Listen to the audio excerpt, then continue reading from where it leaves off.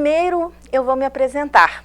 Meu nome é Ellen Lima, eu sou advogada, membro do programa Direito na Escola aqui em Divinópolis.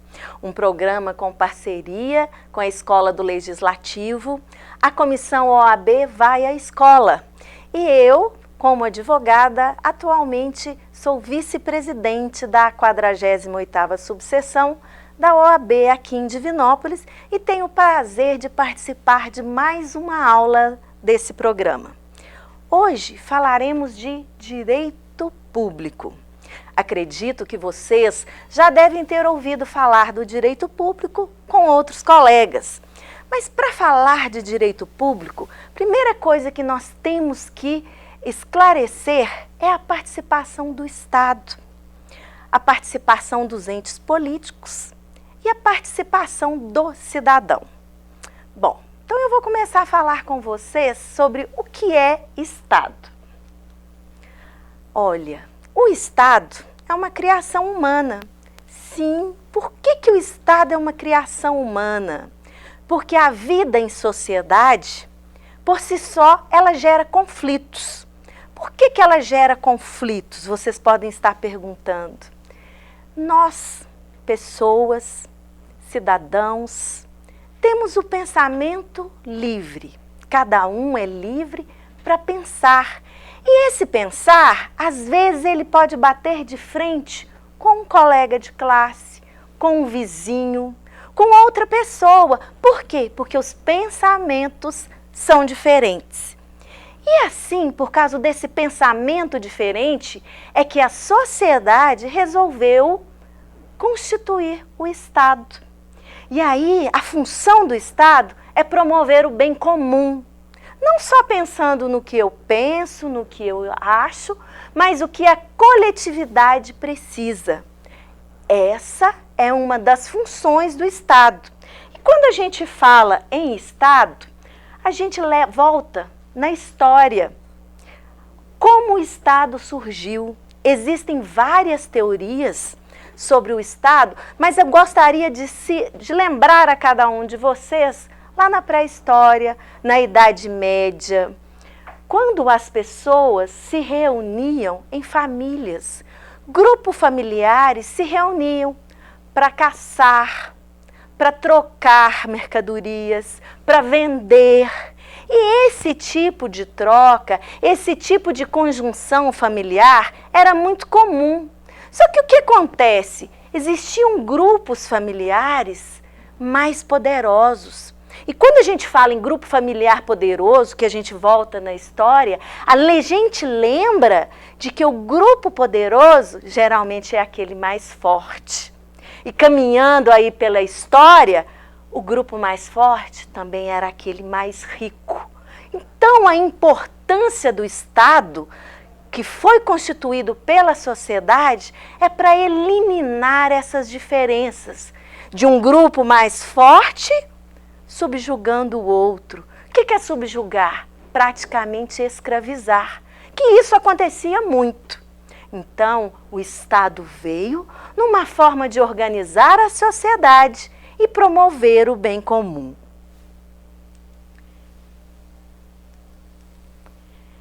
E aí, com esse pensamento de Estado, nós vamos aqui abrir um outro pensamento de vocês.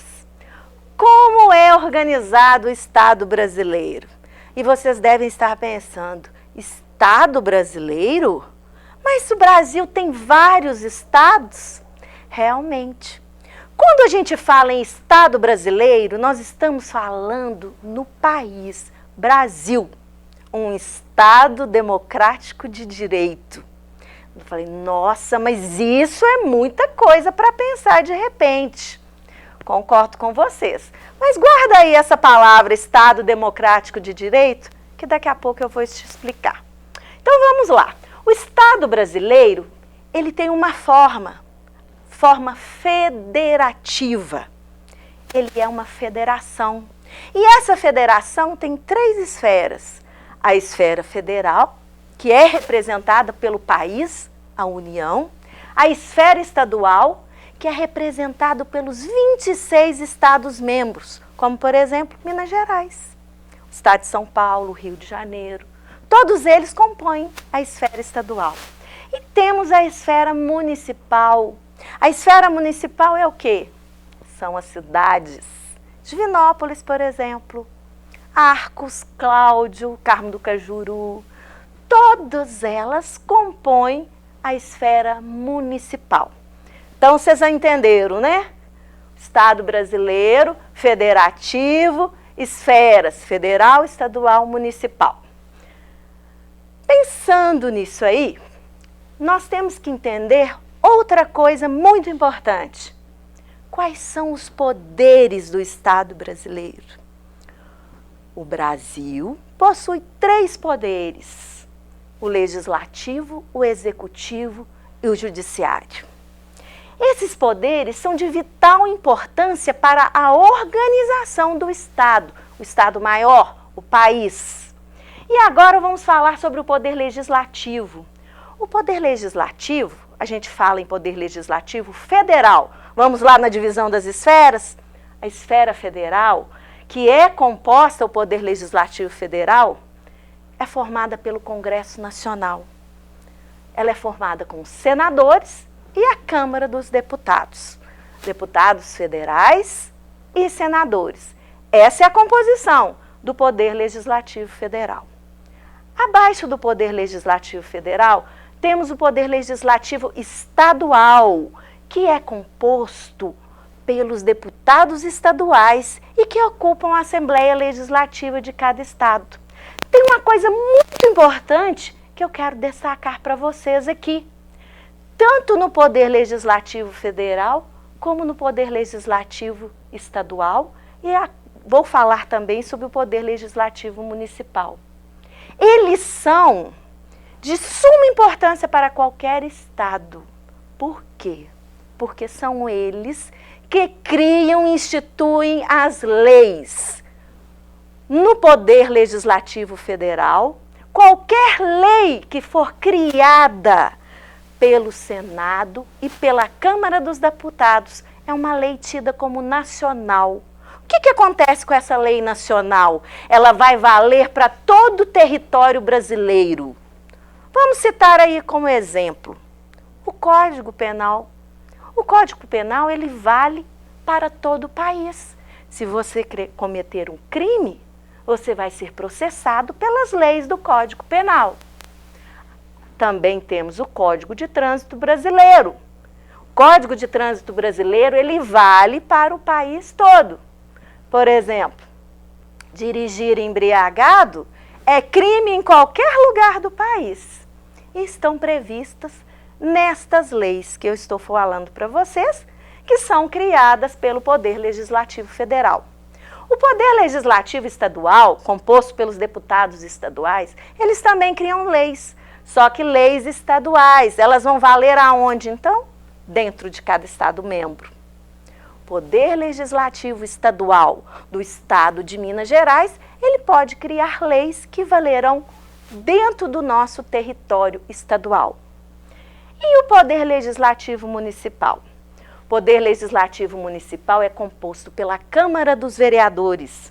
A Câmara dos Vereadores de cada município também instituem leis, só que essas leis vão valer dentro daquela cidade, dentro daquele município. Então ela vai ter um olhar voltado para os problemas da cidade. Por exemplo, a Câmara dos Vereadores, ela pode votar uma lei que diz respeito à limpeza urbana, iluminação das ruas, uso de praças públicas. São alguns exemplos do Poder Legislativo Municipal. E agora nós vamos falar sobre o Poder Executivo. Poder Executivo é o quê? Aquele que executa, como o próprio nome dele diz. E assim, ele executa e realiza através da Constituição Federal, por meio de planos de governo e políticas públicas. Por exemplo, o Poder Executivo, ele tem o poder de decidir sobre a construção de uma escola. E assim, nessa linha do Poder Executivo, nós temos como chefe o Presidente da República. E isso no Poder Executivo Federal. Lembram das esferas que eu falei com vocês? presidente da República, seguido pelo vice-presidente, é aquele que chefe do Poder Executivo Federal. O Poder Executivo Estadual é liderado pelo governador, seguido pelo vice-governador e é responsável pelas políticas públicas dentro do Estado. O Poder Executivo Municipal, então, é comandado pelo prefeito e o vice, auxiliado aí pelos secretários municipais. O Poder Judiciário, ele é que julga os conflitos decorrentes da aplicação das leis. Quais conflitos? Aqueles conflitos que envolvem a sociedade. Vocês lembram por que o Estado foi criado? Então, o Poder Judiciário, ele aplica a lei e até mesmo a falta da lei, porque o descumprimento de normas também é uma falta da lei. E o Poder Judiciário é composto por juízes formados em direito, com experiência jurídica e aprovados em concurso público. Como que funciona o Poder Judiciário nessa realização da sua função? A função do Poder Judiciário, ela se dignifica no processo. O que é um processo? Acredito que a maioria de vocês tem ouvido falar. O processo é aquela ação judicial que uma parte entra contra outra parte. Essa parte que entra com a ação chama-se parte autora ou autor. E aquela parte contra a qual se está entrando com a ação é a parte ré ou réu. Existem diversos tipos de processos judiciais. E nessa formação do processo, não é só o cidadão que pode entrar com uma ação. Por exemplo, o Estado, ele pode entrar com uma ação contra o cidadão. Caso de crime, por exemplo, uma pessoa que assaltou, que furtou, ela vai ser processada pelo Estado. Por quê? Porque lá no Código Penal isso está definido como crime. Então esse também é um processo. Existe um processo que o cidadão também pode ingressar contra o Estado. Mas como assim contra o Estado? Vamos supor, eu estou doente, muito doente, e para eu melhorar eu tenho que comprar um remédio muito caro, mas eu não tenho dinheiro para comprar esse remédio. Mas o Estado não é obrigatório promover o bem comum, a ordem social, manter políticas públicas de saúde, de segurança? Aí eu lembro disso. E aí eu posso ingressar como ação judicial para que o Estado, dentro da sua política pública de fornecer saúde a todos, me forneça esse medicamento que eu preciso. Então o processo, ele se desenvolve em diversas áreas e em diversas esferas. E é assim que a função do Poder Judiciário se manifesta. Muito importante essa função para todos nós. Como que funciona o Poder Judiciário em suas jurisdições? Esse é o nome. Aqui nós temos uma organização para mais ou menos explicar para vocês como funciona isso. Temos a Justiça Comum e a Justiça Especial. Por que ela é chamada Justiça Especial? Porque ela trata de ações específicas da Justiça Militar, da Justiça do Trabalho, da Justiça Eleitoral. Ah, mas por que essa Justiça Comum? A gente fala Justiça Comum porque ela lida com as ações mais básicas de todos os cidadãos. Poderemos dizer aí, ações relacionadas às varas de família, pensão alimentícia, divórcios, podemos ações relacionadas ao Código de Defesa do Consumidor, ações indenizatórias, todas elas passam por aqui, nessa Justiça Comum.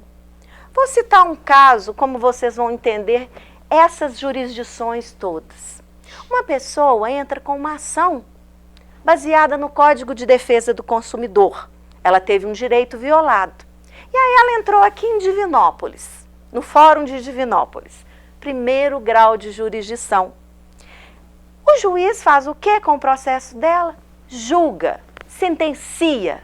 Mas aquela sentença não foi favorável àquela pessoa, e aquela pessoa sente que o direito falhou com ela, que a justiça falhou com ela, e resolve, eu preciso recorrer. Vai no advogado, e fala que quer recorrer. O advogado, obviamente, vai analisar os requisitos desse recurso e vai entrar com um recurso para o segundo grau de jurisdição. No exemplo que nós estamos citando, cidade de Divinópolis, qualquer recurso que saia da nossa justiça comum aqui vai ser julgado pelo Tribunal de Justiça do Estado de Minas Gerais, que funciona em Belo Horizonte. Lá, esse recurso vai ser julgado pelos juízes desembargadores. E aí, vamos continuar com o exemplo? Os desembargadores não entendem que aquela ação foi favorável e que o direito daquele consumidor não foi tão violado assim. Mas o consumidor continua achando que ele tem razão, porque ele não quer aceitar que o direito dele foi violado e a justiça assim não entendeu. E aí o que ele faz? Ele volta lá no advogado e fala com o advogado, eu quero recorrer novamente. E o advogado novamente vai estudar se existe uma forma de recorrer do segundo grau de jurisdição para a jurisdição superior. Por que eu falo para vocês que tem que analisar isso? Porque essa estrutura aqui e o funcionamento desses recursos, todos estão previstos em lei. E nas leis estão dispostas como que cada grau vai funcionar para que esse recurso dê ou não a resposta para que o cidadão precise. Assim, nós temos normalmente essas três formas de jurisdição. Ah, mas peraí, aqui em cima está o Supremo Tribunal Federal. Não vai recorrer para ele, não? Olha o que acontece. O Supremo Tribunal Federal é tido com a alta jurisdição nossa, e geralmente a última. Só que para o processo ou o recurso chegar no Supremo Tribunal Federal, ela tem que preencher certos requisitos. Olha o que está escrito aqui. Jurisdição constitucional. Nossa, mas o que é isso? Constituição Federal. O processo a ser julgada pela alta corte do país, ela tem que violar a Constituição Federal. E essa violação só pode ser julgada pelo Supremo Tribunal Federal depois que passou por todas essas etapas aqui e, claro, essa violação tem que ser constitucional. Por quê? Porque a Constituição Federal é a nossa lei maior. Como os advogados dizem, é a nossa magna. Já falamos aí dos graus de jurisdição, agora vamos falar sobre as funções essenciais da justiça. E agora eu tenho um prazer imenso de falar com vocês sobre essas funções próximas à justiça. Por quê?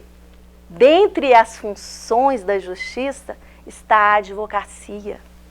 O advogado, ele é essencial à administração da justiça, e isso inclusive está na Constituição Federal. O advogado, ele é indispensável porque é um direito do cidadão ter um processo justo e ser acompanhado de um advogado. E aí vocês podem pensar, ah, mas o advogado vai atuar só judicialmente? Não, o advogado pode atuar extrajudicialmente também, porque também nessa função extrajudicial ele está colaborando com a justiça. A partir do momento que ele faz uma conciliação, uma mediação e evita um processo, às vezes um processo muito conflituoso que pode durar anos.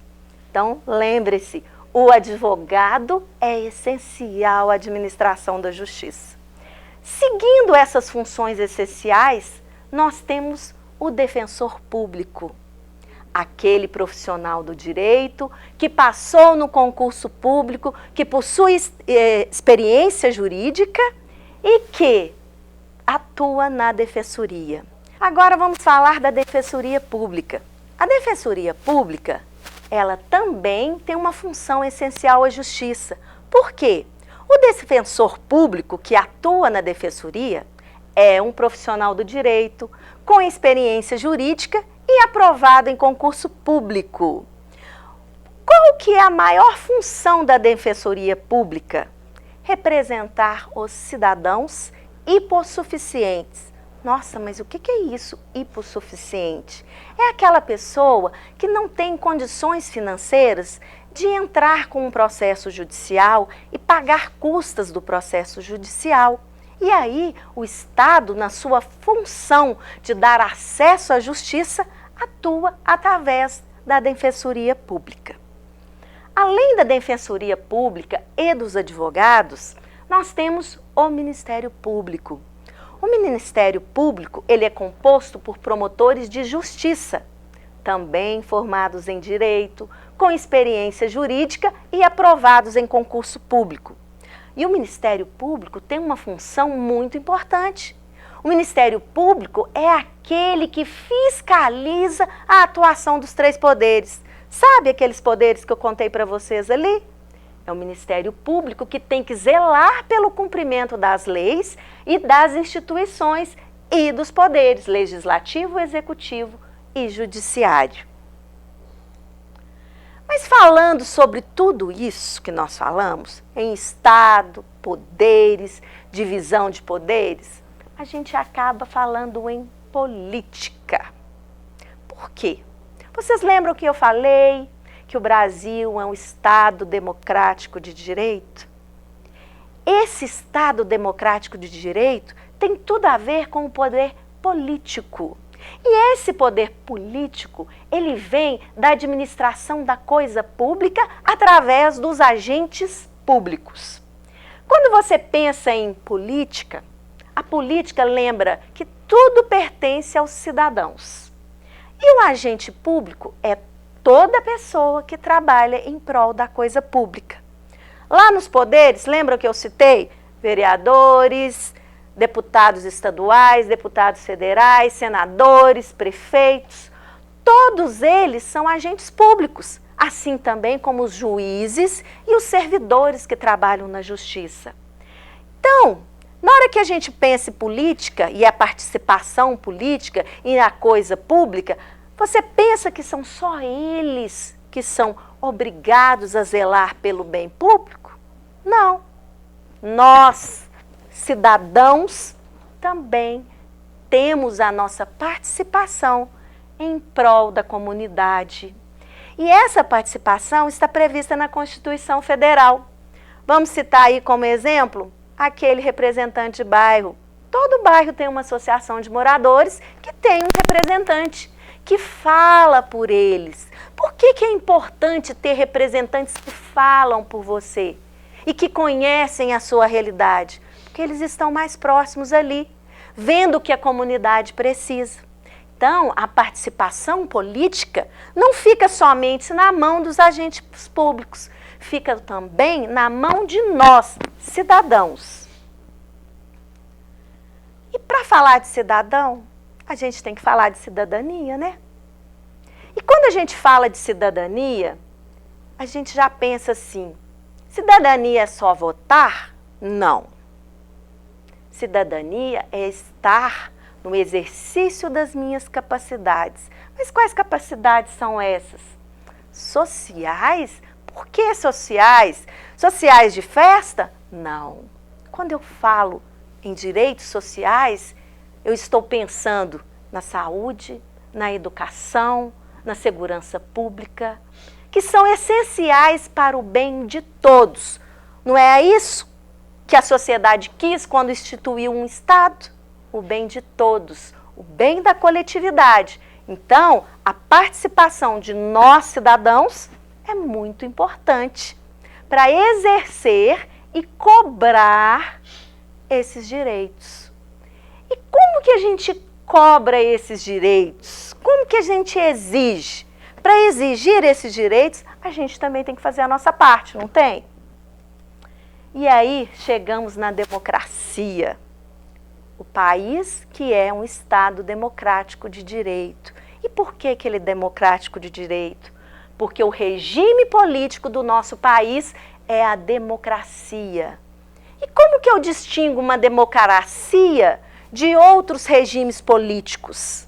Porque a democracia tem valores comuns de liberdade, fraternidade, igualdade, solidariedade. e principalmente a dignidade humana.